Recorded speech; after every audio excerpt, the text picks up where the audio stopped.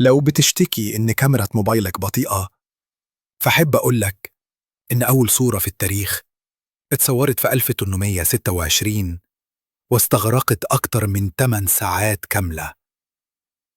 اللي اخترع الكاميرا دي كان عالم فرنسي اسمه جوزيف نيسفور نيبس، واستخدم جهاز اسمه كاميرا أبسكورا، وكان بيحط قدامه لوح معدني مغطى بمادة كيميائية بتتفاعل مع الضوء، وكان لازم يسيب اللوح ده قدام المنظر طول اليوم علشان الضوء يطبع الصورة عليه. والنتيجة أول صورة فوتوغرافية حقيقية في التاريخ لمنظر من شباك بيته في فرنسا.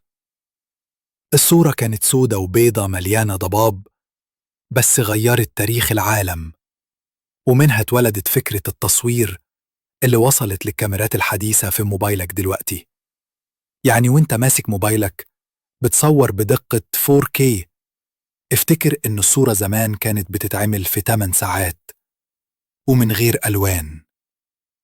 تابعني علشان نكمل سوا أغرب لحظات التكنولوجيا في التاريخ.